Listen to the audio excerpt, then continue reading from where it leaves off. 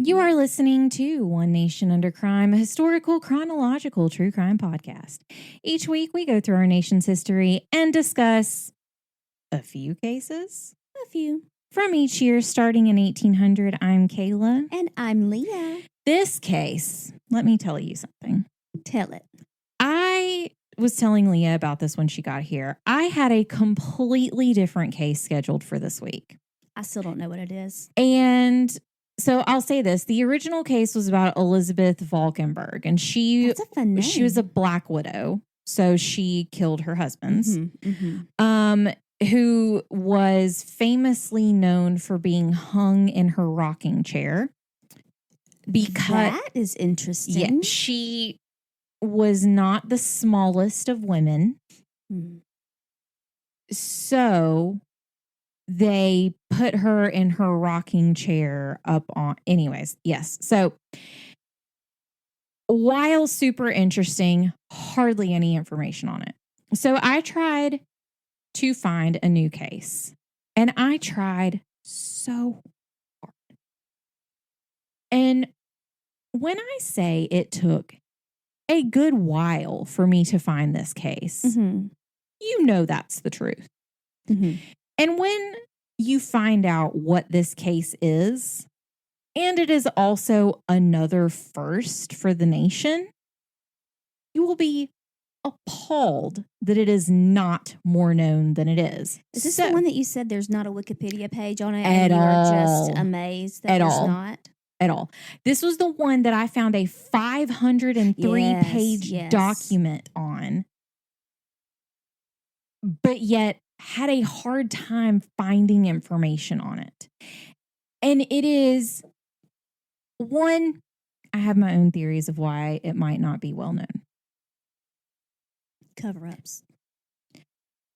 I think some people were ashamed of some things that happened, and I think that it was covered up for several reasons. But I mean, I don't know what the crime is. I'm just assuming. It is another case that does not have to do so much with the crime as it does the defense. So what sleepwalking? No. No sleepwalking. So this is another first for the nation. And it is honestly shocking. Oh dear. So let me grab the arms of my chair. Do it. Our sources for this week. First, we have the Journal of the American Academy of Psychiatry and the Law. Honestly, super interesting website. And I know that I'm a nerd. I know I'm weird. No, that does sound very interesting. And psychiatry and the law. Like those are the two things. Oh, I love it. It was so... The article I used for this that was from that was so good. It is the most widely sourced article for this case. A lawyer friend that I have, her undergrad was in psychology, which makes sense. It does. And I love psychology. Like, yeah. I love it.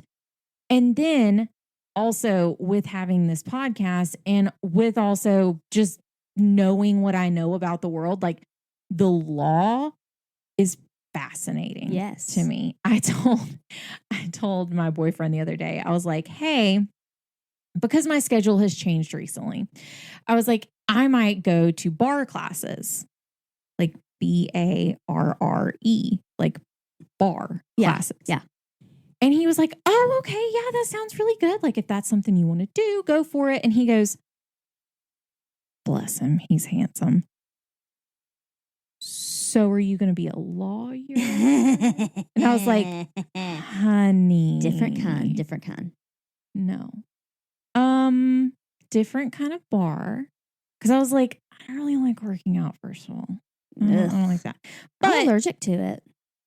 I mean, yes. But my thing was, you don't go that, like, but it's not high intensity. It is. Right. You basically, it's like yoga. It's like, it is a mix between yoga, Pilates, and ballet. And I was like, so it's not super fast. So I would enjoy that. But it's also like you have to hold one, like, right. It's a good core workout. it's a good, like, good overall body workout. You And feel it. I was like, I could do that 50 minutes a week. Like 50 minutes out of my week, I could probably reasonably do that. Like I could probably commit to that. Maybe. I haven't done it yet. It's intense from what I hear. It's intense. But I mean, you always feel good after you do stuff like that. So I was like, it might be something to try. I hate that I can't do my yoga class anymore because I always felt good after. Yeah.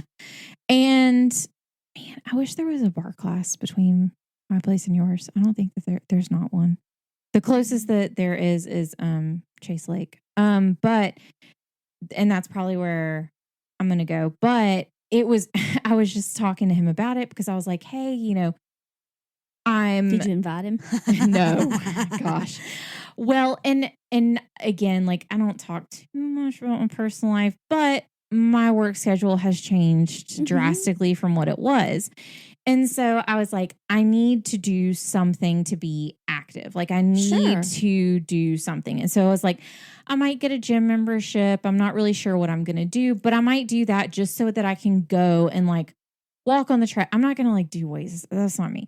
But I was like, just to get out and to go somewhere to do something, like it wouldn't be bad. And so I was like, bar classes, that might be good. Yeah.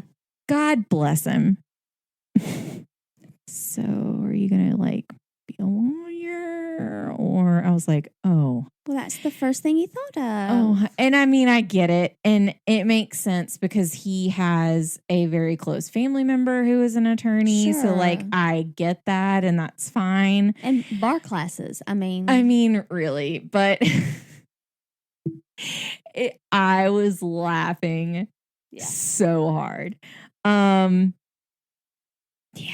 I want to do one of those classes. I've seen it like on TikTok where they have it's elastic bands. Have you seen this? Yes. Where they come down from the ceiling and you like. I know that I would hurt myself. Like I want to do it, but I really feel like I'd hurt myself or someone. I feel like if you did it, a couple of times, you would get the hang of it and you would be good with it. But getting the hang of it is what scares me. I mean, we would just make sure that no one was around you. Right. We'd be like, that's Leah's spot. So and all the ones around her need to be empty. We could like put you your own spot back in the corner to where nobody can't hurt anyone, but you can't hurt anyone else. So there's that. And I wouldn't be up front so everybody couldn't watch. There you go. That's true. So, but yeah, those classes I've always seen, and I'm like, that seems very interesting. But you put a lot of faith in that rubber band, that big old rubber band.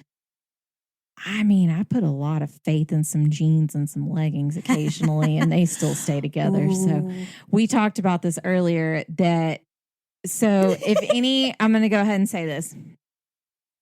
If anyone has ever fallen into the trap, you can't fall into it. You can't fall. I can tell you that. Of thinking that the leather Spanx leggings are a good idea for you. They're not.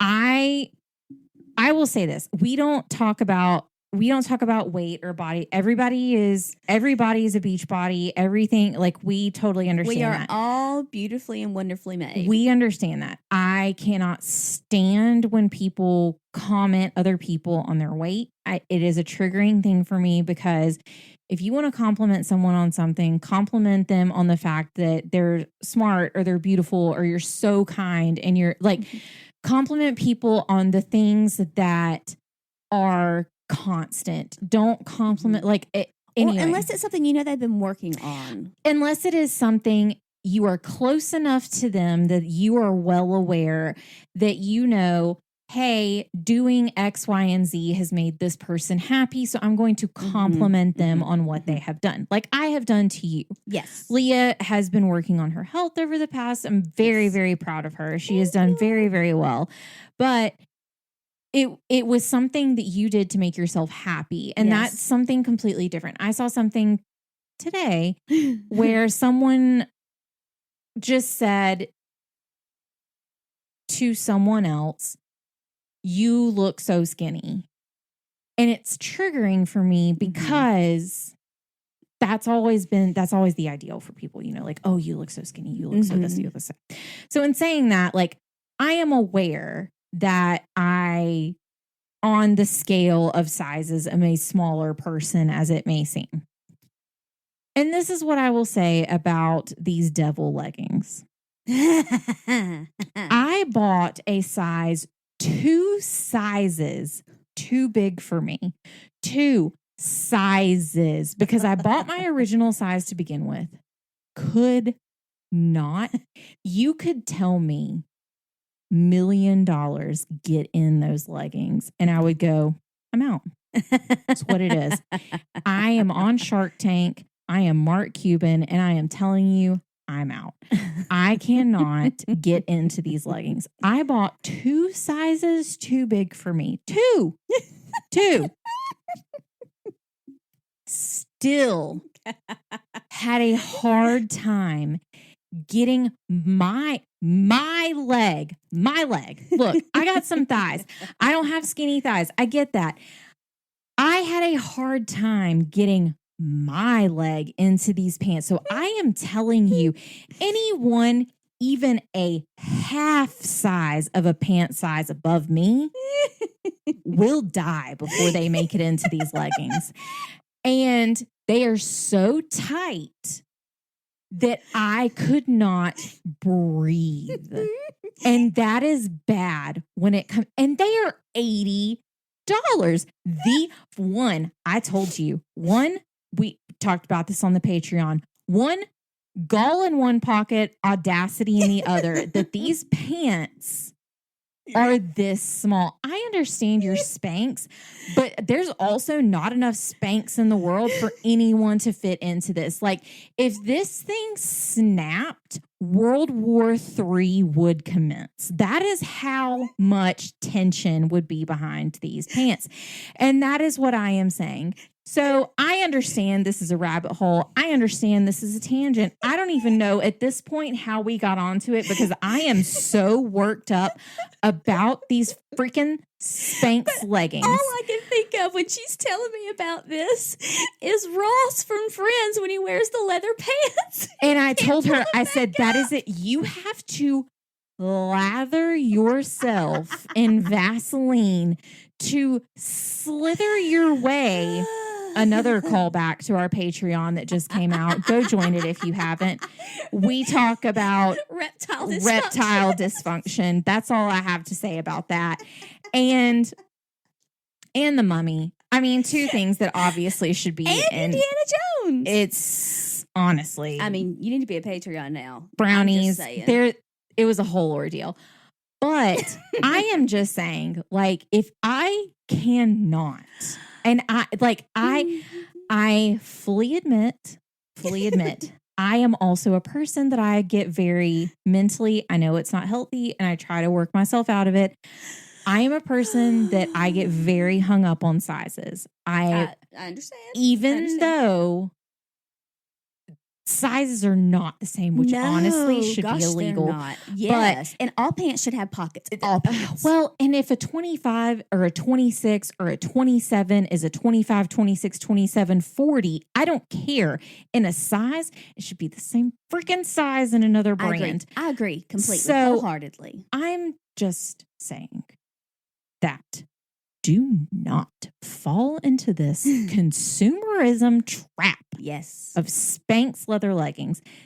They will only deceive you and they will only hurt you in the long run. It is an abusive relationship that you should not return to. And they're not even real leather. No. Which, I mean, fine. Vegan leather, I get it. I don't want to hurt the animals as well. However, don't do it. We have made it through one source this week. Dear Jesus. Our second source for this week. Sorry. This is where we're at, guys. It's late. This is what happens when we record a Patreon episode before this. And it's late at night. And it is later than what we usually record. We used to do this in the beginning. This is just our callback to the beginning. That's right. It was 1 year around ago that we were up at Jesus Cristo, Mother of Mary. I saw that in my laptop screen and it scared me. I thought someone was in my laptop screen on my work computer is open, and Leah's phone does that flash thing on the back when it goes off. I thought someone was in my backyard. Oh my gosh, that scared me so bad. They probably heard my thoughts on the TSA and they were like, she's out. Gotta off her. It's fine. So our next source, we're going to move on. A PDF excerpt from The Case of William Freeman, the Murderer of the Van Nest Family by Blanchard Fosgate, MD of Auburn, New York. And Blanchard Fosgate will come back, and he actually does kind of become a central character in this in a way. And then the last source is psychologytoday.com, always a really good source. Our births in 1846, we did talk about, this is the second year where we've kind of like shifted in what we do for the years. Mm-hmm. So there is one person in this year that we're going to focus on after we discuss these. And given the timing of, I will say, when we are recording this, it is very timely. Okay. Our first birth in 1846. February 2nd, Francis Marion Smith was the founder of the Pacific Coast Borax Company, and he was also known as Borax Smith and the Borax King. He was an Aquarius. You know what borax is good for? Two things. Number one, getting you out of Spanx leather leggings, because I don't think that's a thing. Why not? It's good to get rid of bugs. If you have bugs in your house. We had a flea issue at one time when I was younger. And we had carpet. Worst thing for fleas.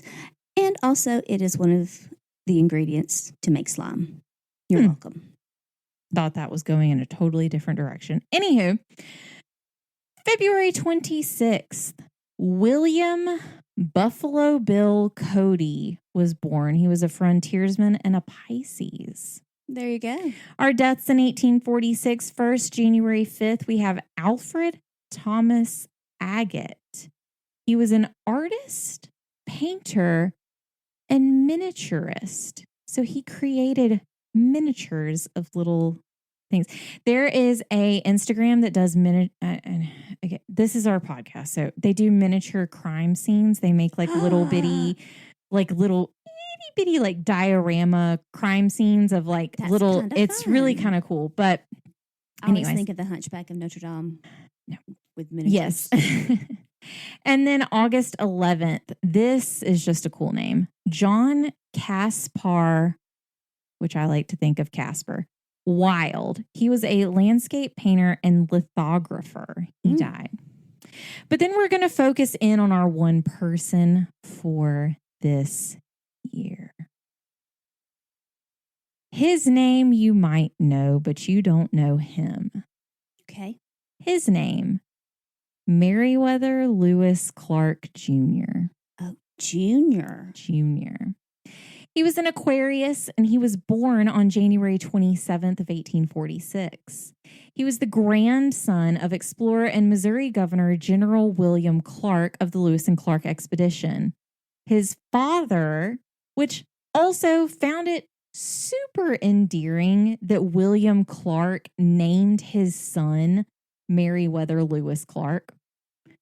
Just knowing what we know about Meriwether's case. And if you've not listened to that episode, truly is a great episode that people do not know about Meriwether's murder. And it is such an interesting case because of what we don't know, even though we know a lot about it. It's just very interesting. But his father was Major Meriwether Lewis Clark, who was the aide de camp, which we've talked about as like a secretary, and an in-law to General Stephen Watts Kearny of the Mexican-American War fame. His mother, Abigail Prather Churchill, was from one of the first families of Kentucky. The Churchills had moved to Louisville in 1787 and bought 300 acres of land in a rural area south of the city. When his mother died, Lutie, Lutie, was Clark's nickname. went to live with his aunt and her sons, John and Henry Churchill. They had inherited most of the original Churchill property, and they donated the land on which Churchill Downs was built. Living with the Churchills, Ludi developed a taste for expensive things, including horse racing. He made 2 trips to Europe and married twice. However, both of his wives ended up dying young. He came home from abroad in 1873 with an idea to build a racetrack in Louisville. He planned to implement bookmaking by introducing the French system of pyramidal betting machines. Pretty sure that's how you say that. Don't know. The Churchill brothers were the entrepreneurs providing the financial backing, and Ludi was the acting president and on-site manager of what came to be known as the Kentucky Derby. When you said Churchill Downs, I know what this I was like, I saw that and I was like, no way. How timely. No way. So for those of you who don't, we do record these a little advanced, but Kentucky Derby was just last weekend. Like, just happened. And I was researching this and I was like, and a long shot won this year. Yeah. I was like, no. And who would have thought that Meriwether Lewis Clark Jr. created the Kentucky Derby? Right? It was just, it's one of those things of like, this is why I love doing this, because it's so interesting to see. There's so many things that are connected that you would never have thought would have been connected. So many. So, of course, when I found this guy, I was like, this is the person we're focusing on for this week. Yeah. So That's absolutely really cool. Ludi was said to have an impulsive and touchy personality. It is reported that he threatened a prominent breeder by the name of T.G. Moore with a gun, ordering him off the premises after having knocked him down in a dispute over boarding fees. Moore actually got a gun and shot Ludi through a door and hit him in the chest. Moore turned himself into the police, but strangely enough, no charges were brought against him. Ludi lived and later rescinded his ban from the racetrack. But that wasn't the only person he threatened with a gun over perceived insults. The Churchill brothers did not appreciate the negative publicity, and they left the track to their families. Ludi received some other land, but by the time John Churchill died in 1897, Ludi was demoted to a stable keeper at the track he had originally started. Oh. However, his contribution to American racing cannot be overstated. In addition to building Churchill Downs and originating the freaking Kentucky Derby. I mean, like, wow. Just part of the Triple Crown. He wrote many racing rules that are actually still enforced today. Wow. He worked for a uniform system of weights and pioneered the stakes system, creating the Great American Stallion Stakes, on which the present day Breeders' Cup is modeled. He also spoke out against allowing officials and reporters to bet on the races that they were reporting and officiating. Well, good for him. Unfortunately, Meriwether Lewis Clark Jr. It's such a long, anyways. Ludi lost heavily in the stock market crash of 1893. He began traveling from city to city working as a stable keeper, but he was terrified of living a life of poverty. And sorry, guys, a little bit of a trigger warning. He completed suicide on April 22nd of 1899. Aww. He is buried in Cave Hill Cemetery next to his uncle, John Churchill. I just thought, I saw the name and I was like, obviously we have to talk about him. Then I found out what he had done and I was like, no way. That's very cool. So cool. Meriwether Lewis Clark Jr., which now honestly makes sense of why when I was trying to look up all of the stuff on Meriwether and I kept putting Meriwether Clark instead of Meriwether Lewis, makes total sense of why stuff was actually coming up. Because there was a Meriwether Clark and a junior. So it made a lot of sense. But so we have Meriwether Lewis Clark Jr. to thank for the Kentucky Derby and by extension, mint juleps. There you go. And did you see that the winner of the Kentucky Derby this year was like it was 80-1.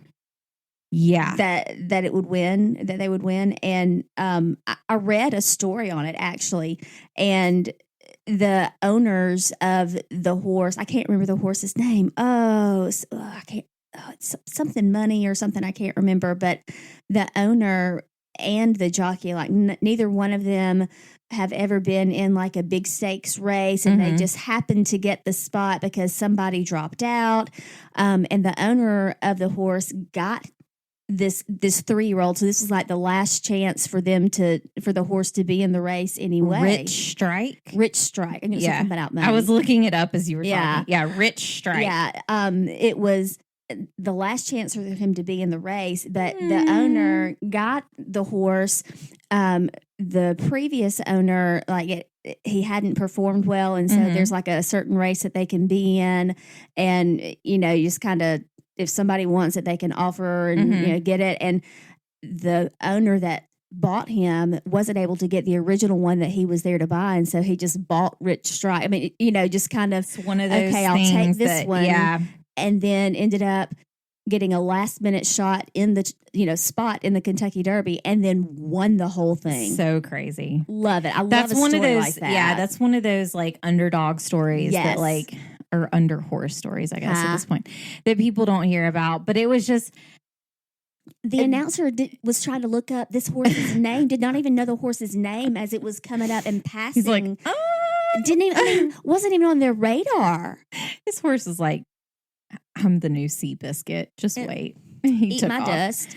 I did see an article the other day that I did love, and it was a horse farm for the retired Kentucky Derby horses. Oh, I love it. And retired jockeys and like people that were in a local nursing home, like not a nursing home, but just like a assisted living, like not, a retirement community. Yes, that's about it. Yes, that's what the word I was looking for. I got you, girl. They took care of the Kentucky Derby retired horses. That's awesome. And it was just the cutest story because it was like, they're all retired. Like, it was awesome. Just so cute. It was such a precious story. I mean, it gives them meaning. Yeah. It gives them, something to do. It was such a cute story. But yes, so how timely. I love that kind of story. I know. And very cool that the Kentucky Derby. I know who it was started. Like, back. It was just insane. Like, you always wonder how things got started, but never really look into them. You're like, oh, that's cool. I wonder what happened, like how that happened. And some of the stories just end up being so interesting, which is why I'm really glad. I will say the next person that we take a deep dive into, we are getting into, me, one of my favorite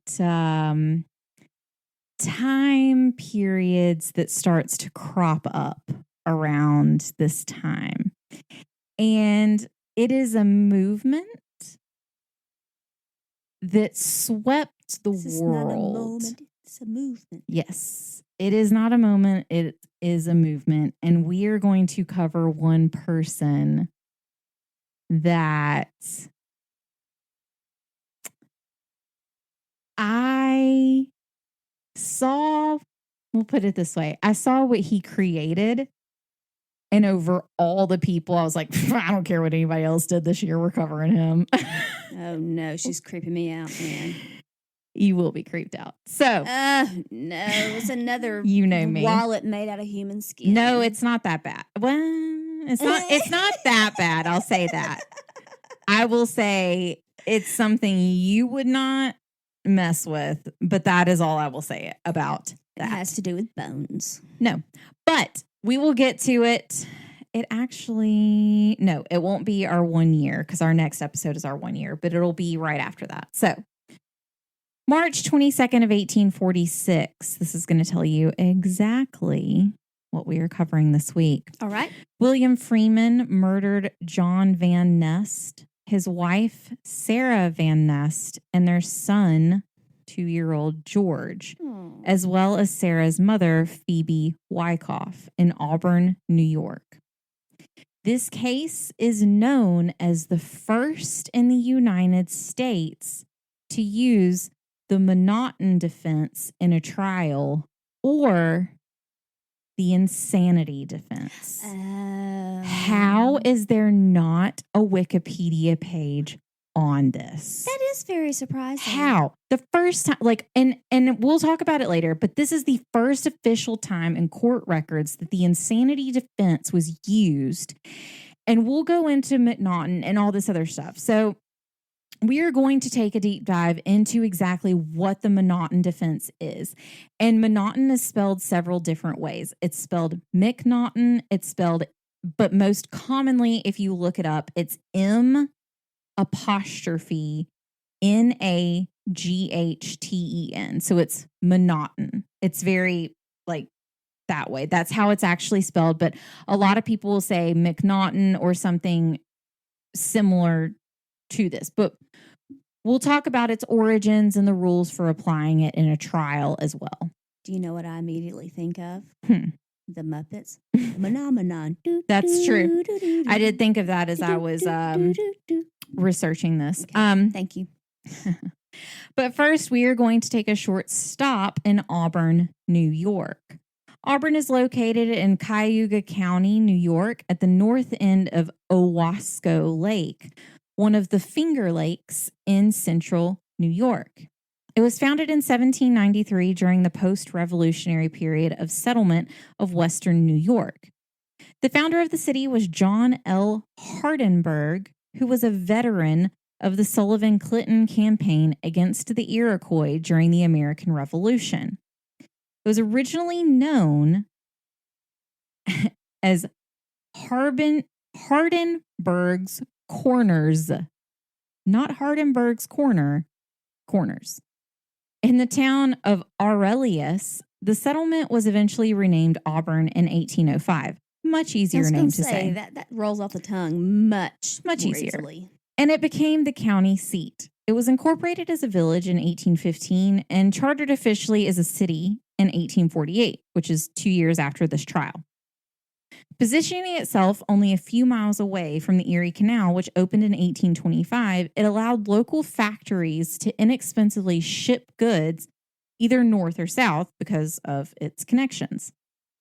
In 1871, the Southern Central Railroad completed a primary line to carry coal from Athens, Pennsylvania, through Auburn to wharves on Lake Ontario.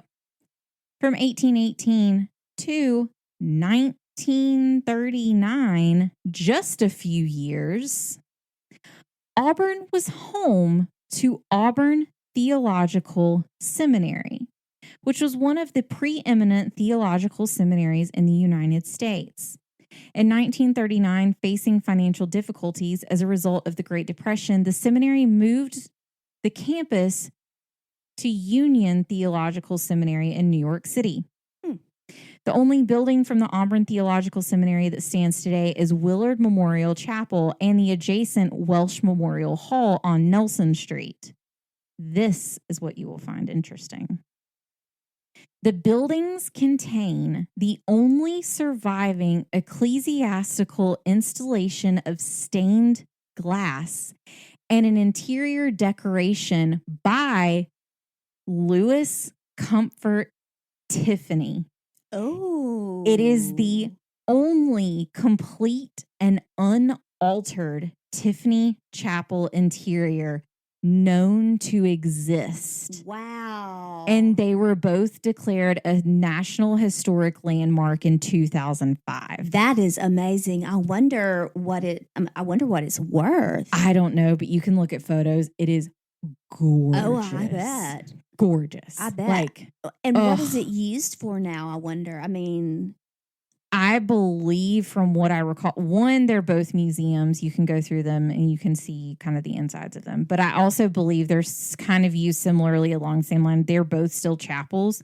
So I think they're used. I mean, I would hope, because that would be amazing. They are gorgeous. Like, it is beautiful. Yes, it's crazy. In 1816, taking a complete 180, Auburn Prison, now known as the Auburn Correctional Facility, was founded as a model for the contemporary ideas for treating prisoners, which was then known as the Auburn System. This doesn't sound good. No. Visitors were charged a fee for viewing the facility and its inmates. On August 6th of 1890, the first execution by the electric chair was carried out at Auburn Prison. Okay, just at Auburn Prison, not like in the I think country. overall, this is one of the first places in 1890 that it was ever implemented. Okay. The Auburn system was an idea that prisoners would work during the day in groups and then be kept in solitary confinement at night with enforced silence at all times. The silent system evolved during the 1820s as an alternative to a modification of the Pennsylvania system of solitary confinement, which it gradually replaced in the United States. Among notable elements of the Auburn system were striped uniforms. So that's where the striped uniforms for prisons come from. Silence and lockstep, which is marching in a very close single file line in such a way that the leg of each person in the line moves in the same way at the same time as the person in front of him so that their legs stay very close. So it's like almost like your legs interlock. Right. Like a caterpillar. Like a caterpillar, like a centipede, like that. So that's how they were forced to walk through the building at all times. So now are they supposed to be completely silent while they're working as well? It just said enforced silence at all times. Which not okay. I have my own feelings. I mean, if the silence is enforced, like when it's lights out, I can see that. It says at all times. Another characteristic of the Auburn system, or quote, I put this in quotes specifically, quote, community activities. It's not the community activities that you would think. During specific times during the day, the prisoners had tasks to perform, such as making nails, barrels, buttons, furniture, and other common household items, which is apparently a community activity. Not what I would consider. They did it as a group. Yeah, not what I consider. John D. Cray, who served as a deputy warden at Auburn Prison, demanded the prisoners be completely silent to take away the prisoners' quote sense of self. He believed that once this was taken away, the convicts obeyed the warden's wishes more easily.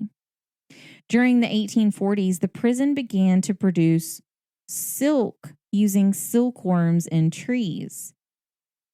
The Auburn Correctional Facility was the first prison to profit from prison labor. And I just put, not great. Yeah. I will leave it at this, and I will just say this. I have a very large problem with for-profit prisons. Now, if they're self-sustaining, that's one thing. Correct. If you are self-sustaining, that is one thing. I have a problem with for-profit because I believe if you are for-profit, then your desire to, let people out on probation for minor drug charges is probably going to be low because you need money. Bring that money in. So that's just me.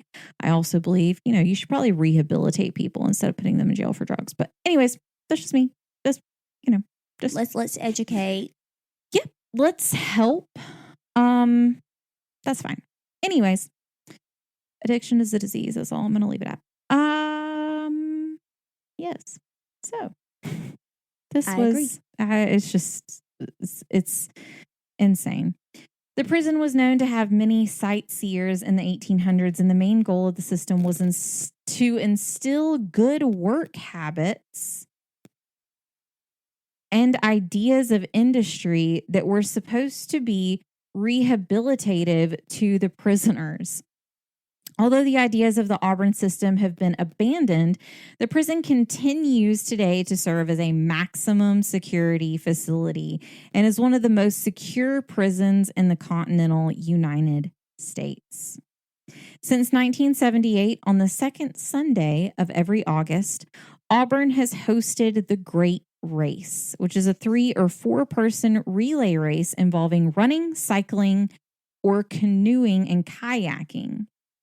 The race begins and ends in the area of Owasco Lake on the southern outskirts of Auburn. There are between 2,000 and 2,500 people participating in an average year.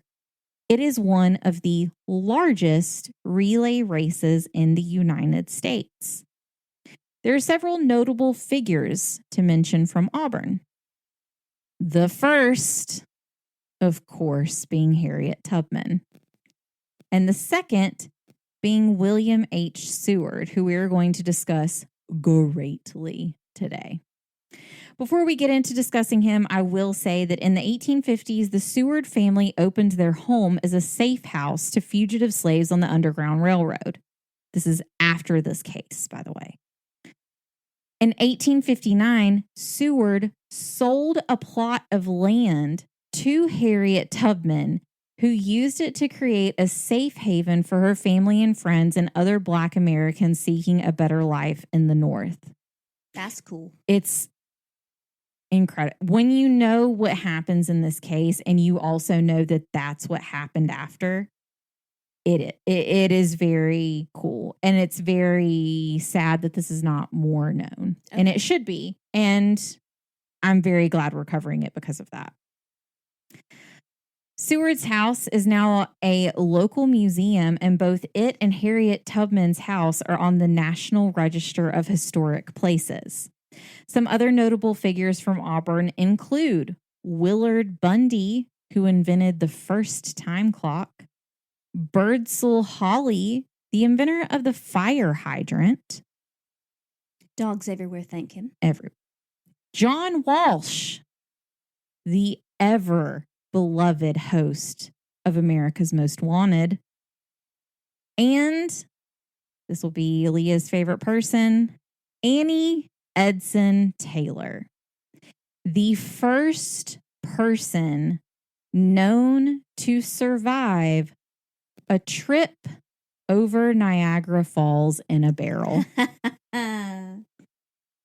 That's awesome. I knew you'd like that. William Freeman was 23 at the time of his trial in 1846. His father was a slave who had been freed before William was born. So, shouldn't have to say this, but just for those who could be cleaning their home or halfway listening, William is Black. So, just to make that abundantly clear as we get into this, to just keep that in mind, because it will heavily play into this case. Freeman was said to have become socially withdrawn around the age of 13, and it is also important to note that 2 of his sisters were described as mentally impaired. He was described to be about 5'7", broad-chested, and muscular. In 1840, when Freeman was 16, a horse disappeared, and immediately he was accused. Wonder why? Freeman insisted that he was innocent and he was released. However, when police arrested another man for the crime, the man convinced the magistrate that Freeman was the one who had actually taken the horse. Freeman was rearrested, but he escaped from the jail for 2 weeks in July of 1841. During this time, the other man who was arrested made a deal with the authorities that he would actually help convict Freeman of the crime. That's despicable. Because of this, Freeman was convicted at trial and sentenced to the state prison at Auburn for 5 years for grand larceny, while the other man received an award for perjury, which we've discussed. Perjury is lying on the stand. And he received the award of a full discharge of any criminal charges. Now, I want to go ahead and put in here that there are a lot of pieces to this case and a few quotes that I will say on the tame side are extremely racist.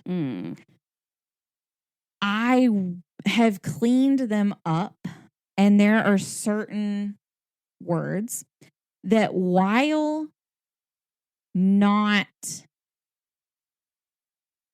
completely in the realm of being abhorrent, it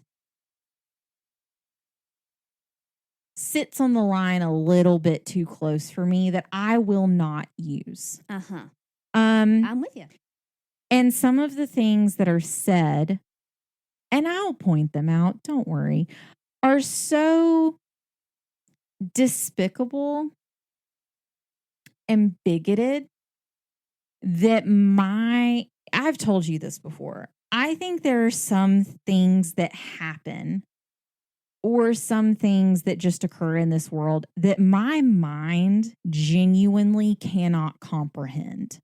Like my mind, I think it is a defense mechanism of my brain that just says, nope, we reject that. Like we can't even process that to emote on this topic. And I think this is kind of one of those things, because to me, like, some of these things are so egregious that it doesn't make sense to me to say some of these things out loud. So, in saying that, while Freeman was in prison, he did not adapt well to his new surroundings, and he continued to insist that he was innocent and he had nothing at all to do with the crime. In 1841, he got into an altercation with someone who was only listed in the system as a tradesman. Freeman suffered a major head injury that was said to take away a good majority of his hearing. The tradesman attempted to defend the severity of the injuries by stating, and this is the first quote in the line of quotes that I are not okay, and physically will have a hard time saying and did have a hard time researching. Just say that. A black man's hide, this is a direct quote. A black man's hide is thicker than a white man's, and I meant to make him feel the punishment. Oh. I put people, period, are, period, garbage, period. I mean, just making sure that's abundantly clear. Wow. Over time, Freeman's hearing continued to get worse, and he became obsessed with proving his innocence and continually disgusted at the treatment he was receiving. You think? I know. He finally finished his sentence in September of 1845. He was collected from the prison by his brother-in-law, who later described him as deranged when he picked him up. His brother-in-law said that he became obsessed with payback for his imprisonment. Dr. Blanchard Fosgate, who I mentioned at the very top as one of our sources, who I said would come back, and he'll come back at the end as well. He was the doctor for the prison, and he actually examined William Freeman before he was released from prison. And Dr. Fosgate described his condition as, quote, he left prison conscious of the injustice he had suffered and had invited an idea that he was entitled to pay for his time. The sentiment cannot be eradicated from his mind, and on several occasions he applied for a warrant against those whom he supposed liable. Remuneration with him was the one idea. On March 12th of 1846, Freeman made his way towards Owasco Lake, armed with a common butcher's knife and a cane with a blade attached to the lower end. Honestly, a little bit of a callback to our Patreon episode. I was going to say, I just thought about that. He noticed a few houses nearby, and after surveying them carefully, he selected the residence of the Van Nests. It was there that he murdered John Van Nest, his wife Sarah, and their 2-year-old son George. He also proceeded to attack Sarah's mother, Phoebe. Phoebe was able to injure Freeman's hand during the attack, but while she had originally survived, she did later die from her injuries. Freeman made sure to enter every room in the house and to make sure that no one else remained. He then went out to the stable, took a horse, and ran away from the scene. All of this took place in a matter of 5 minutes to kill those 3 people, injure the mother, and leave. And check the entire house to make sure no one else was there. Goodness. Yeah. So, just 2 days after the murders, he was apprehended and identified by eyewitnesses. He was kept in the county jail where he awaited trial. The town was outraged by the senseless murders of the family. It is also important to note that the argument was likely an outrage that a prominent white family was murdered by a black man who was the son of a freed slave. I am not someone who subscribes to the white savior complex of, we're here to whatever people may believe. I just truly believe that you have to point these things out because it's important to point them out, because I'm sure that was, I'm sure there were a lot of words thrown around that led to the outrage of this, and we will continue to see that. The trial was officially set for June 1st of 1846. This is where William H. Seward steps into the case, and we talked about him before. He sold land to Harriet Tubman, and also later after this case opened his home to the Underground Railroad. Honestly, just didn't know him as a personal person. Just seems like a gem. Just me. Yes. But Seward practiced law in Auburn before and after his 2 terms as governor. Oh. And before becoming Secretary of State for President Abraham Lincoln. Ever heard of him? I think we do like this. Draws a conclusion, right? He was known to lecture against slavery, and he strongly supported Henry Clay for president. Henry Clay did end up losing to James Polk, and at that time, Seward returned to private practice in Auburn. He was a strong supporter of the idea of specialized facilities for persons with mental illnesses, and he accepted cases pro bono to help these types of defenses. Again, think we might like him. Like him even more, yeah. There are some things that kind of allude to the fact that he could be problematic. I'm not going into those things at this moment. I'm saying based off of what we know from this case, seems like a pretty chill dude. Because some people's idea, right. We don't know what his ideas of places for people with, correct mental deficiencies. I am just saying, benefit of the doubt from what we know. I think if he took some brownies to a card game, things would be fine. That's all I'm saying. Go listen to the Patreon episode. I mean, who knows? Just saying. One of these cases that he took pro bono was William Freeman's. Seward appeared in court and immediately entered an insanity plea and requested a trial by jury. It was later recounted the events that occurred once Seward stepped into the court. Quote, "The large courtroom was packed with an immense crowd of angry people who could hardly restrain their indignation as William Freeman stood in the bar before them. The officers of the court were pallid with fear, lest should be taken from them by force and hand in the streets. 'Do you plead guilty or not guilty?' asked the district attorney. Seward arose calmly, dignified, and impressive. 'If the court pleases, I enter the plea of not guilty, and that plea is founded on the insanity of the prisoner.' An angry murmur ran through the courtroom, mingled with threats of personal violence towards Mr. Seward. The district attorney, whose name was Sherwood, immediately opposed the insanity defense. Interesting. The judge ruled that because an insane person cannot be tried, William Freeman's condition had to be evaluated before he could proceed with the trial. But the judge also wasn't really sure how this consultation should be done. District Attorney Sherwood said that sanity could be determined simply by an evaluation with or without the help of a doctor or even an evaluation from simply the jury. Sherwood said, based on his interactions with Freeman, he thought the defendant was not at all insane. Seward, however, disagreed, and the court suspended the trial while William Freeman remained in jail. Then on June 24th of 1846, the court agreed to determine his mental state by jury verdict. Jury selection followed, even though Seward strongly objected to the entire proceeding. The trial itself would be bifurcated. Do you know what that means? I do not. Good.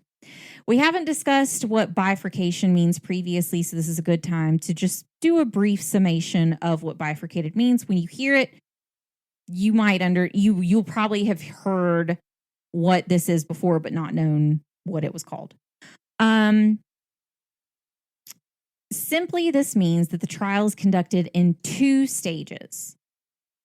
The common division is to determine liability or guilt in the first stage, and then damages or penalties in the second stage. So first, the determination has to be made if the defendant was presently insane.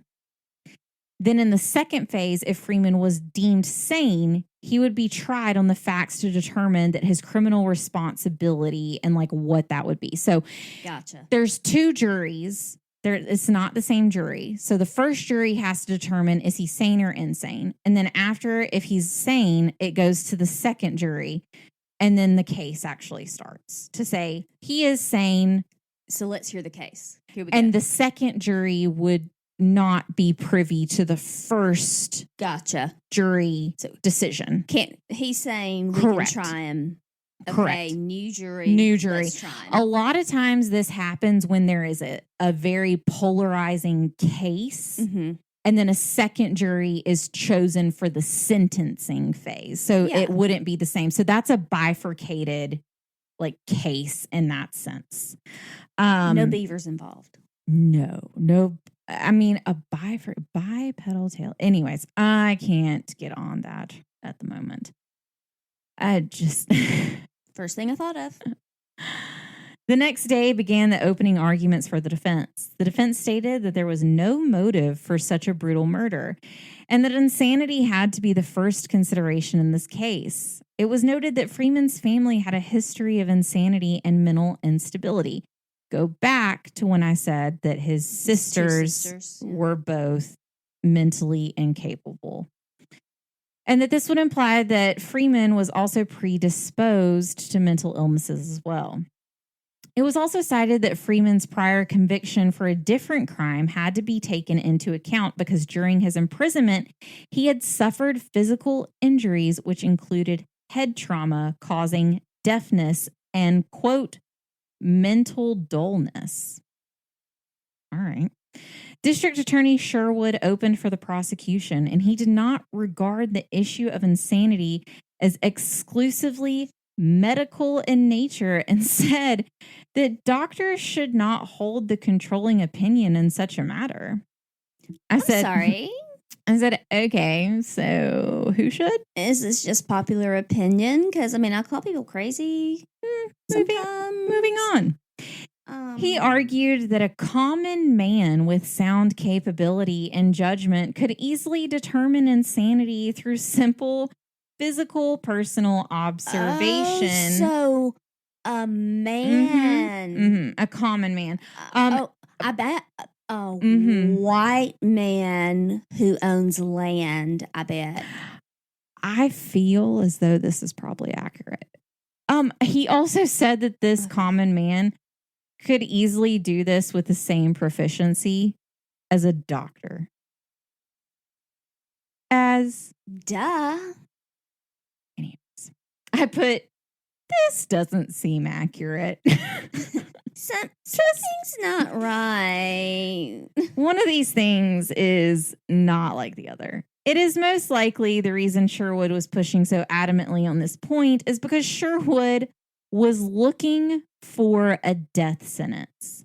And to be able to hand down a death sentence, it was stated that there had to be some form of premeditation which would involve sanity. Sherwood put forth that Freeman had planned the assaults of the Van Ness family and that he had specific weapons to do so and a specific time that he would arrive. However, one thing that I have not mentioned yet is there wasn't really a question as to whether Freeman committed the criminal act, only whether it was proper to move forward with trying him in court. He wasn't denying it. There was never a question of if he did it. So that's very important to point out in this case. Seward was able to obtain medical expert opinion on Freeman's mental state, but the prosecution had also gathered experts for their side as well. They were to testify in both phases of the trial on competency and guilt. Interestingly enough, many of the observations about the defendant's capabilities and deficits were the same on both sides, while the interpretations were wildly different. That's interesting. Dr. I believe it's Amariah Brigham. It's Amariah, Amariah. So that's what I'm going with. He testified for the defense that he had examined Freeman several times in the weeks before the trial. Dr. Brigham noted that the defendant's limited intelligence in conjunction with the severe beating he received in the prison earlier left him deaf. The doctor went on to ask factual questions related to the court and its proceedings, but Freeman was unable to answer them. While he would respond, his answers consisted of, "I don't know," or he would simply say, "a horse," when referring to his previous case. It was also noted that he sometimes inappropriately laughed during the evaluation, and whether he was laughing at the proceedings or whether it was just a nervous laughter was never really ascertained in this case. Dr. Brigham asked Freeman about the charges against him to see if he understood the wrongdoing and murder. He said the defendant was unable to actually understand him despite multiple attempts of speaking to him. The doctor then asked if he understood what being sentenced to death meant or simply the meaning of being hanged, as well as whether he had been, quote, crazy in the past. Freeman replied that he went crazy in prison after being struck by a board.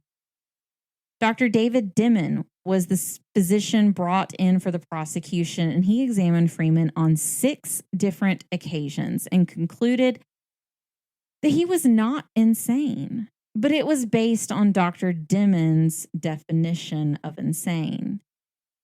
His definition stated that there had to be, quote, some derangement of the intellectual faculties or of the passions, either general or partial. The judge then told the jury, quote, the only question for you to determine is whether he is at present insane. If insane for any cause or upon any subject, he cannot be tried on the indictment. This is where the difficulty came in for the jury because no one could actually give a firm definition on what the term of insanity meant. Yeah. This did not work well in favor of the defense, and the jury was in an 11-1 impasse in favor of insanity. The judge was obviously frustrated and restated the charge and said that the question was whether the prisoner knows right from wrong, and if he does know right from wrong, then he is considered sane. This will come back to bite him.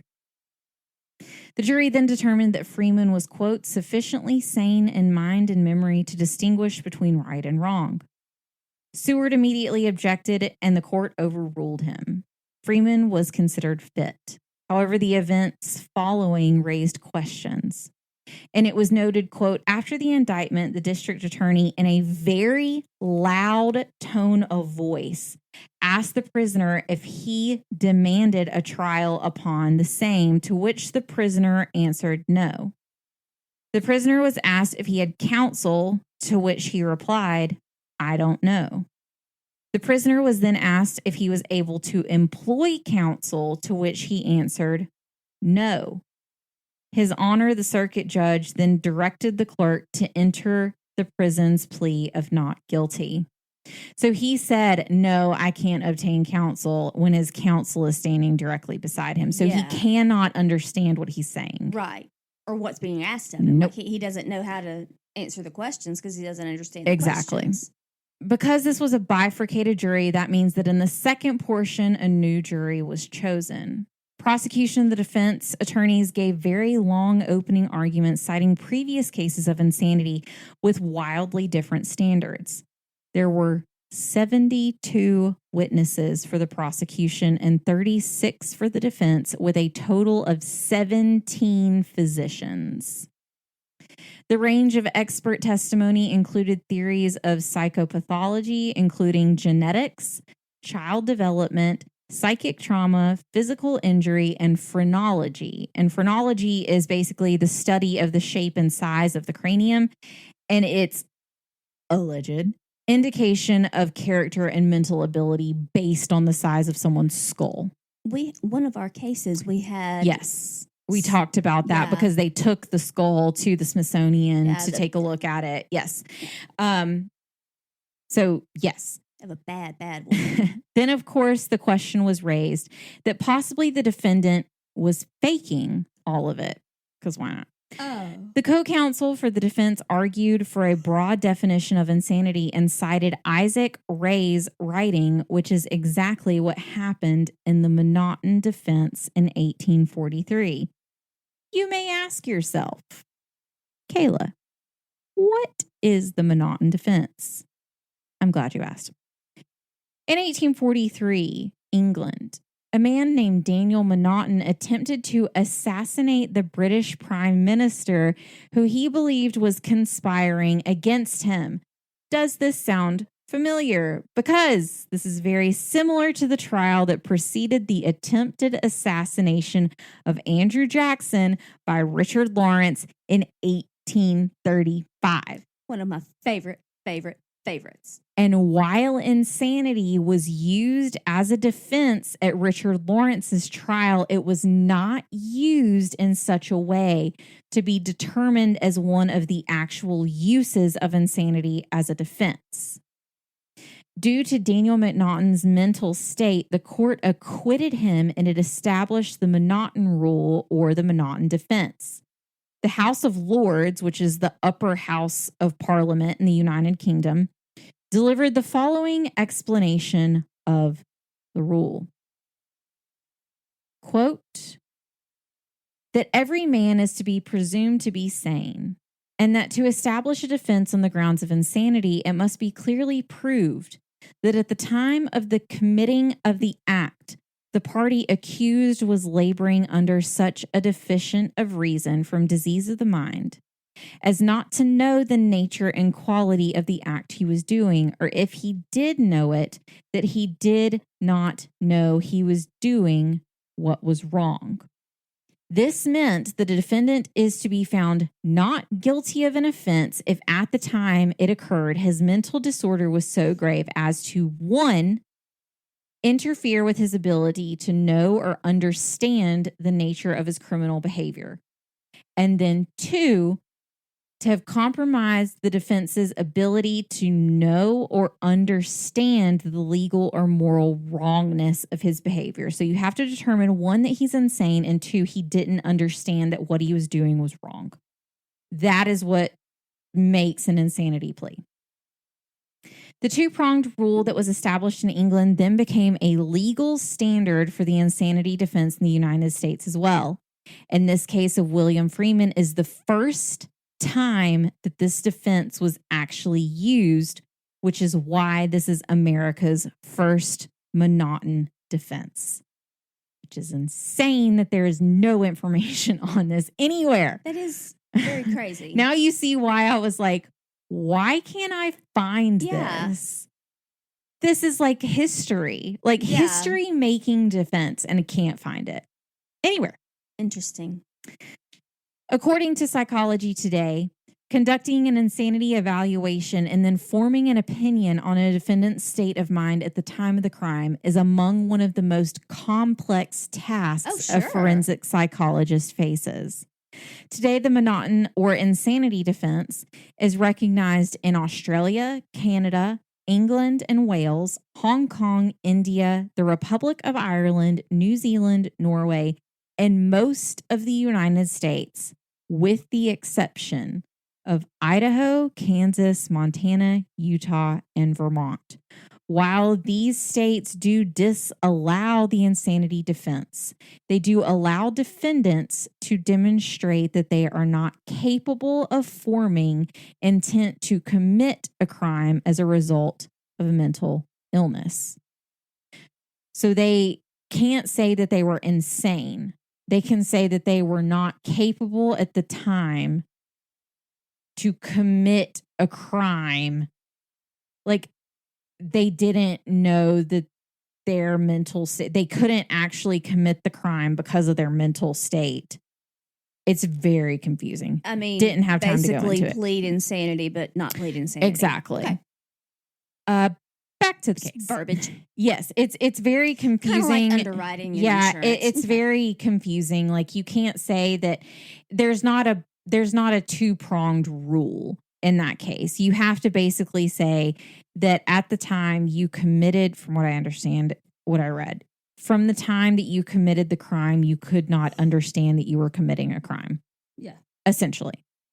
Now that we know what all of that means, the defense was asserting that insanity arose from a diseased brain, and Freeman had a delusion that the victims had to pay him for his past wrongs. The defense then took a direct attack at the district attorney's version of what the insanity standard was. Quote, "But says the learned counsel for the prosecution, when we ask what is insanity, the law has settled that. Indeed, and how has it been settled? Why, says the district attorney, any person who knows enough to distinguish right from wrong is sane. But there are many cases, and all of these late cases upon the subject decide in the state and also in Massachusetts, which show that there is not such a law that reflects this." Boom. The defense further put forth racial prejudice and that it was a direct deviation from Christian values, stating that the prosecution was viewing Freeman as, quote, unlearned, ignorant, stupid, and a degraded, I understand this is part of a quote, I just put in parentheses, N-word, but not that one. It's too close to the line for me to say. Don't feel comfortable with it. The co-counsel for the defense then turned to the jurors and reminded them that, quote, God made of one blood all the nations of the earth, and then proceeded to present testimony from many witnesses who were acquainted with Freeman, specifically Freeman's obsession with payback. And one doctor said that, quote, this dissolution in my judgment is an insane delusion and the delusion of an insane mind. The prosecution, of course, called forth several doctors who stated the defendant was not insane at the time in question. Dr. Dimon, who we discussed previously, said, quote, Freeman is ignorant and depraved, yet I was unable to discover where in any of his faculties had been disrupted. I discovered nothing about him indicating insanity. Another doctor called to the stand was Dr. Leander Bigelow. Interesting. There you go. And he said, quote, taking all evidence into case together, I am satisfied that he is an ignorant, dull, stupid, morose, and degraded, again, N-word, but not that one, but not insane. And I just put, dude, he's standing right there. Like, he's literally in court. But also remember, I mean, I get it. The verbiage at that time describing mental deficiencies were very different. I mean, I get it, but like, now, but still, don't call him. He's standing there. I know. There's no excuse for that. Like, I get that that's wrong. I get that back then that was the terminology, and I get that. But however, like, you also have to know in saying those words That is extremely offensive to anyone. Like, you have to know that. But so I'm just saying, to give his professional opinion, and that's those are not the a professional opinion. Those are the professional words that were used at the time.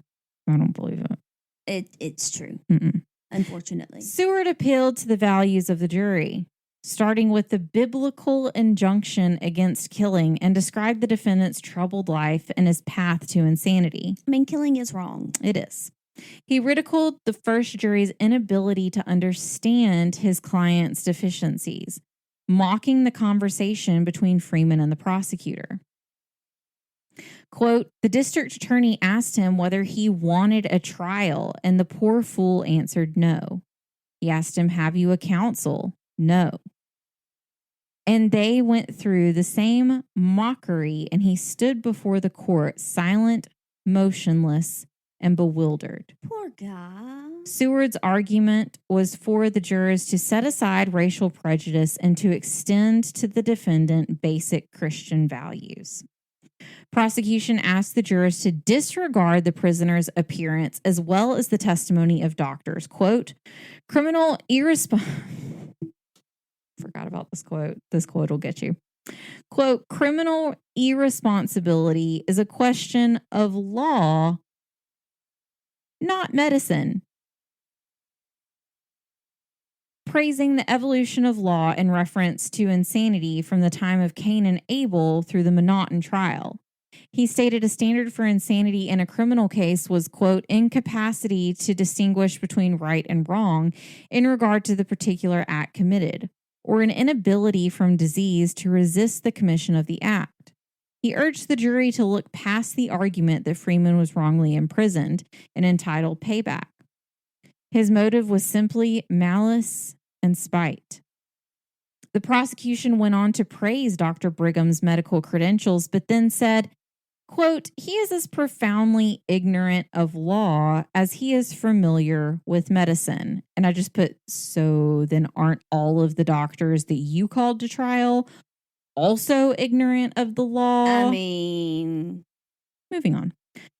The prosecution concluded that uncontradicted facts, quote, show beyond the possibility of doubt that Freeman knew he was doing wrong and had full control over his actions. Judge Whitting asked the jury with deciding on the law applied to the murder and insanity. He recalled the dual test of knowing right from wrong from the McNaughten rules and having sufficient use of reason to control one's passions. A local paper recalled the tension in the community during the jury deliberations.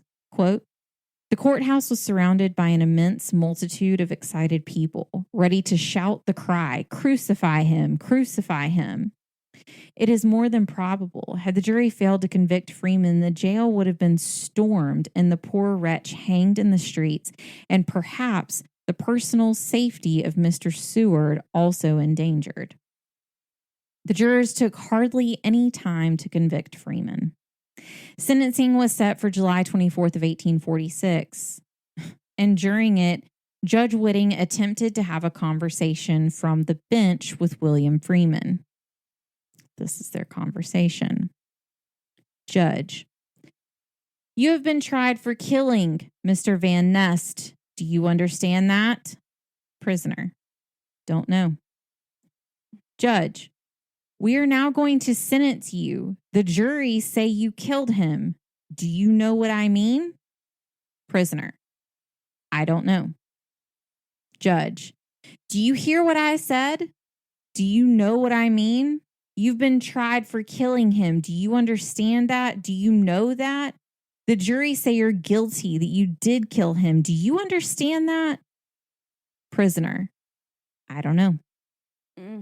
Judge, do you know who the jury are? Those men who sit along there? Well, they say you did kill him and that now we are going to sentence you to be hanged. Do you understand that? Prisoner, yes. Judge, have you anything to say against it? Anything to tell me about it? Prisoner, I don't know. Despite the interaction, William Freeman was sentenced to death and returned to the jail. Seward immediately put forth a motion for an appeal. Attorneys Seward and Wright submitted a 27-point bill of exceptions listing errors committed during various phases of the trials. The appellate arguments were heard November of 1846. The New York Supreme Court announced a decision in January of 1847 with Justice Beardsley, cool last name, writing for the court.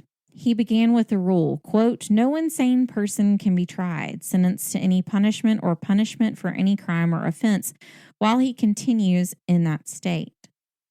The decision relied on the English case of the McNaughten rules, and it was noted that New York statute did not set forth a method for determining insanity.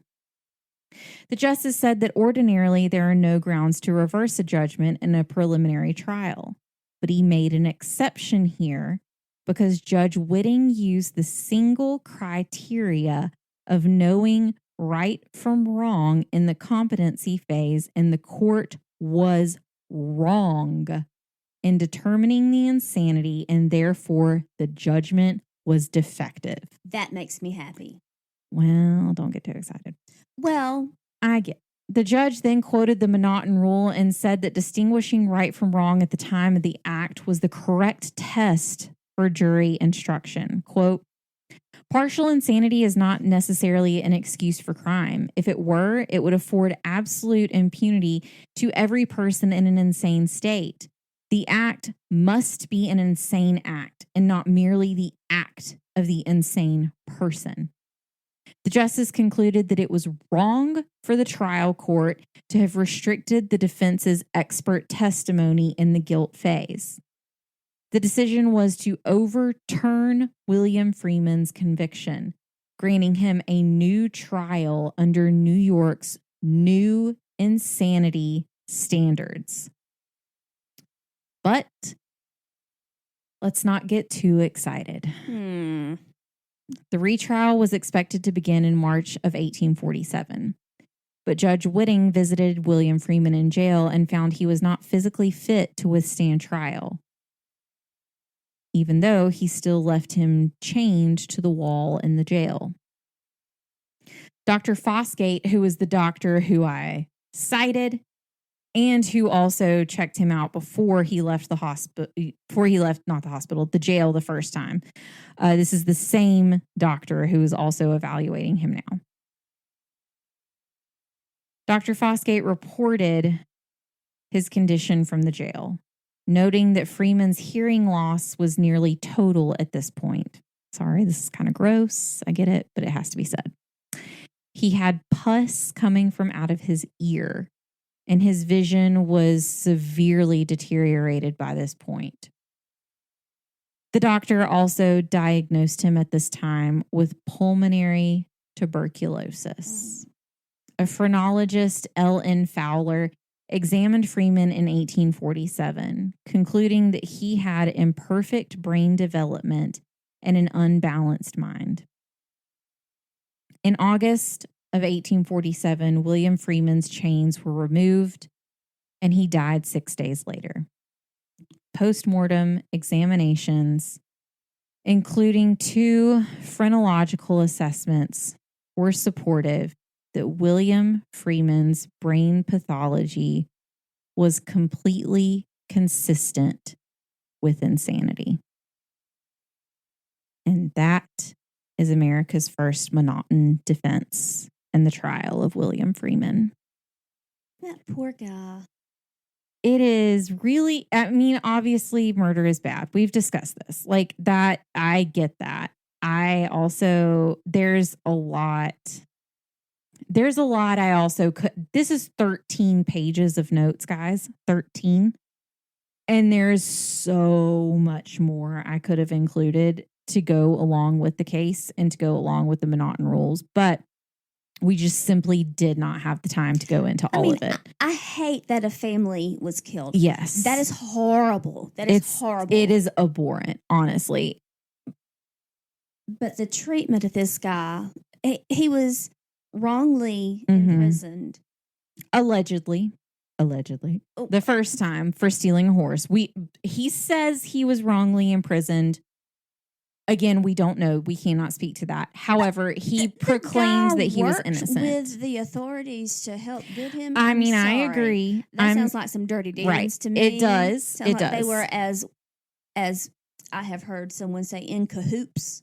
Oh, yes. Not in cahoots, but in cahoots. They definitely were. I will say that yes. And then for someone to beat him, That makes me think of Shawshank Redemption. Oh, so the first night that they came in, they were all betting on who the first person would be, and then they find out that the guy died. It is because he was beaten so severely. And that's what it reminds me of too. Yeah, it's super unfortunate, but and yes, all of this is unfortunate. Obviously, murder's bad. We've discussed this before.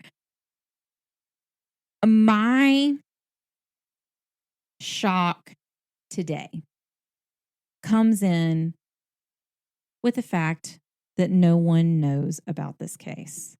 And this is not a widely known case. It doesn't have a freaking Wikipedia. Like, it's Wikipedia. Like, this is not Britannica. Like, this is not Merriam-Webster. This is Wikipedia. Like, nowhere. And this was a case that occurred in 1846. Like, I should have been able to find this immediately. And I had to dig to find this. Like, that's what? And this is the first time that this was actually used. It's just insane to me. And and the mistreatment of someone who can't help themselves. Mm-hmm. You want to know something that'll burn me up? Mm-hmm. 100%. And this was just one of those things, and it's unfortunate, but this is one of those times where I'm glad we have the podcast that we have, because I'm glad that we can find these cases, and I'm glad that we can kind of pull these cases out of obscurity. Yeah. And bring them forward again to where hopefully this now becomes a larger conversation. But it makes me kind of wonder about his whole family, though, because he had two sisters. Mm-hmm. So, I wonder. And no telling really how many other siblings. They just said that the two it was just noted that those two sisters had mental deficiencies. So I wonder, what was going on there. I know. I don't know. And I wondered that too. Because that's unusual to have, more than one child that, has some sort of mental issue. Mm-hmm. It makes you wonder if it was a malnourishment thing, because, that can sometimes lead to that, whether it be, or if it was something that was in the environment itself, if it was, an environmental issue, or if it, I don't understand what it could have been either. It was very weird. It was yes. And could not find anything on it, which was just crazy to me. Mm-hmm. Crazy. Mm-hmm. So, and just number one, no one is less than anyone. We all put our pants on one leg at a time. Everybody's poop stinks. It's just that's just a fact of life. No one is better than anyone. You may have a nicer car than somebody, but at the end of the day, we're all the same on the inside. We got all the same parts on the inside. And, that just, nobody's better than anybody. Doesn't matter what color your skin is on the outside. It doesn't matter where you live, whatever. You are not better than anybody. How dare you? And you know what? If you're smarter than somebody, if you have the means to help somebody, do it. Don't just stand there and make fun of them. Don't try to scam them. Don't try to, set them up for a crime that you did because they're an easy target. That's despicable. That is disgusting. And unfortunately, that's what happens today, even still. And it's the amount of cases that I see where people are wrongfully convicted is honestly sickening. And it just makes me so angry. It is angry because the law, while the law is the law, and just as there are good people and there are bad people, there are good lawyers and bad lawyers. There are good police officers and bad police officers. While we greatly appreciate every profession. Exactly. In every profession. While we greatly appreciate the sacrifice of our law enforcement, we also understand that not everyone does their job with the same pure intent as others. All first responders. Exactly. And public servants. And to see some cases where it is just, I mean, I can't think of the word at the moment, but just intentional is the word I'm looking for, where it is intentional to frame, not even frame someone, but in cases that you see where someone decides who they want and then they work backwards with the evidence. Yeah. Instead of using the evidence to find the person, they find the person and then make the evidence fit. It's things like that where it's like,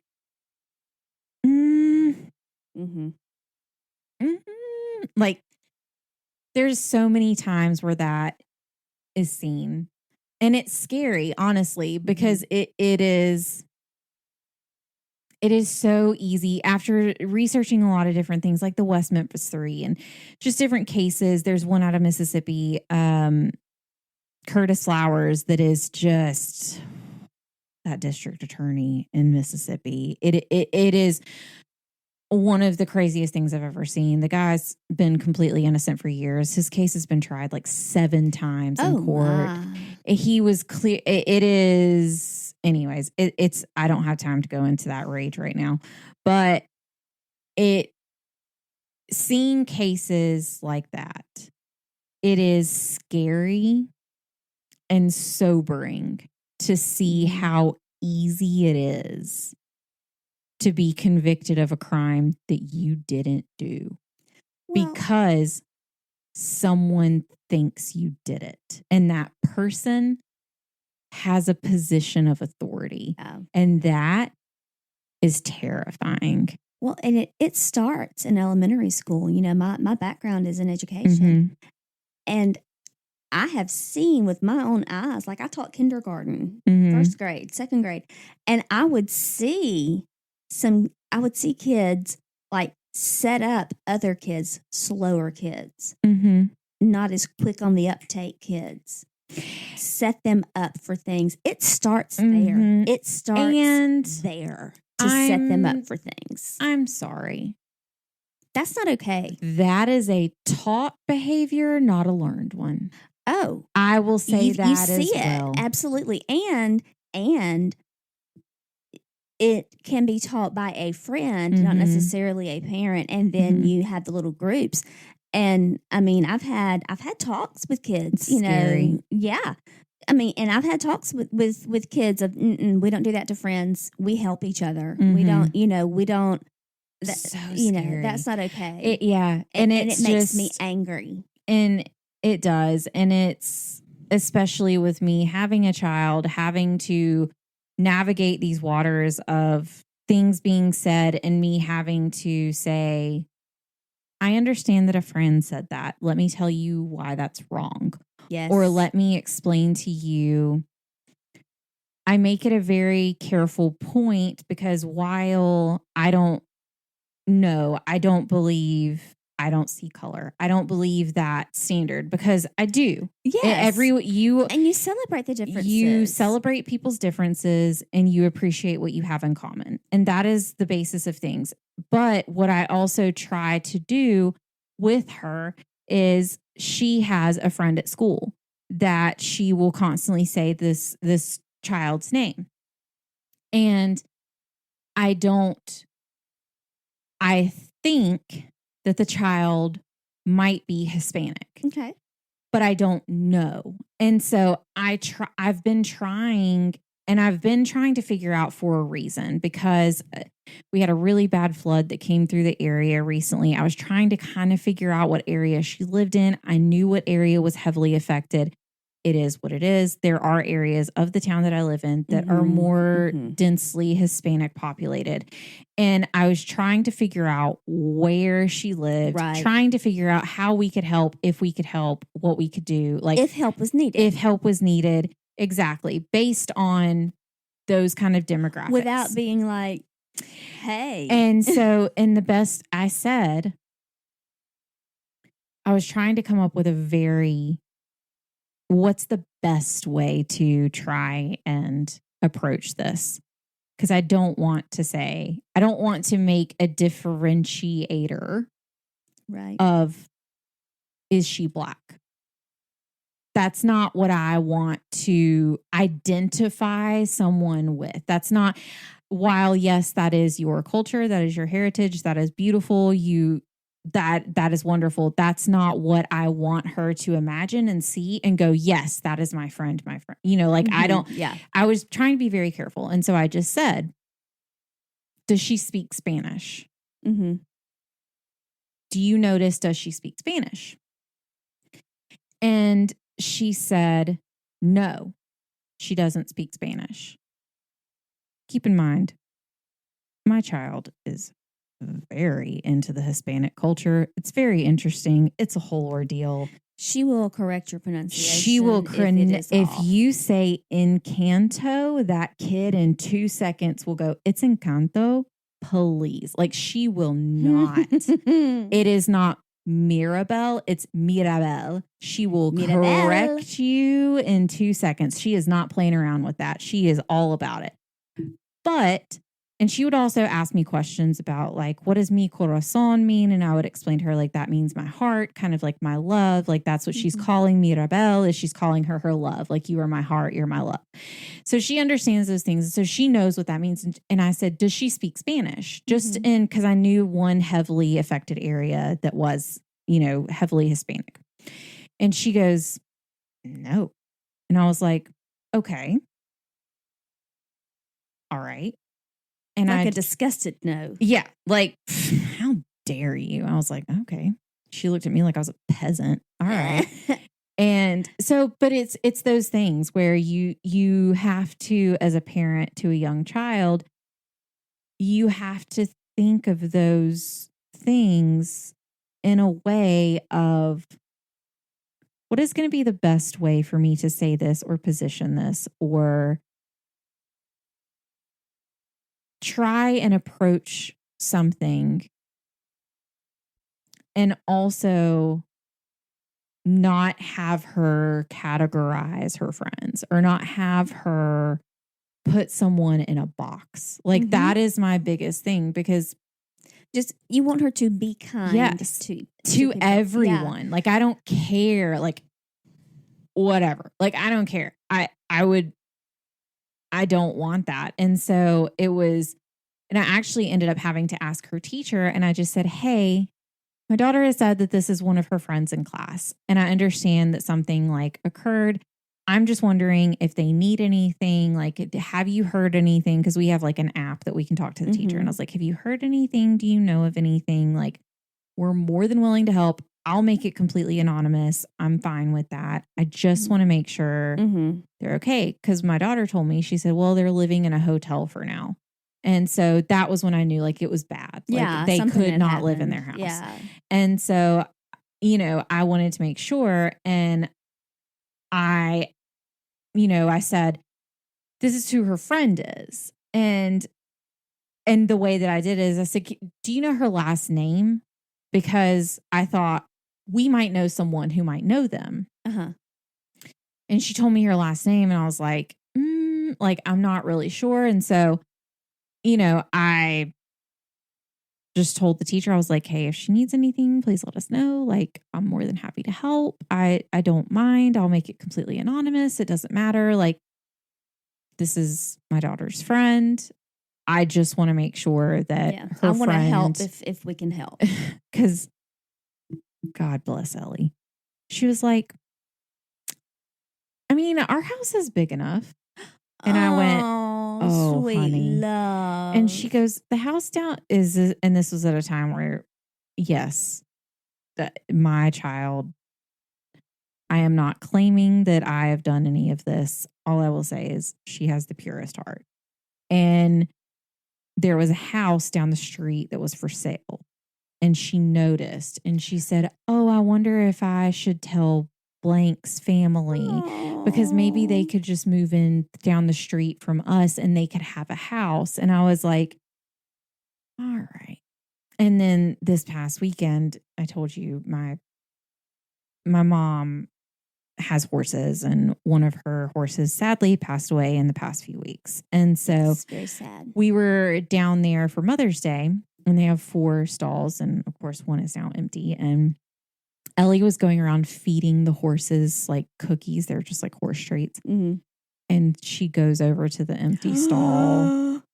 Was it the first time she's been there since that happened? And she went over there but she knew it wasn't a thing where she didn't know. Right. She just went over there and she was like giving a cookie to an invisible horse and talking to it. And she was like, here's a cookie for you, Lady Mac. And it was did like, your mama die? Oh, my mom was like, I was like, oh my gosh, this is the cutest thing I've ever seen in my life. And my mom was like, oh, well, that's good. She can have a cookie in heaven. And Ellie goes, she's a ghost. She's your child. There's my kid.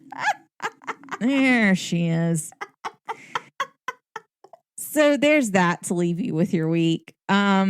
She's a ghost. She's your kid. Like, all of you. You could be right, kid. You don't know. There are no ghost horses on our website, but you can go and find our website. It is onenationundercrime.com. We are One Nation Under Crime literally everywhere you can find us. Unless you're on Twitter and it's at ONUC Pod. Go find us on Patreon. You can hear our Patreon episode this week. Trust me. The reptile dysfunction. It is all you would ever hope for and more. Yes. It is fantastic.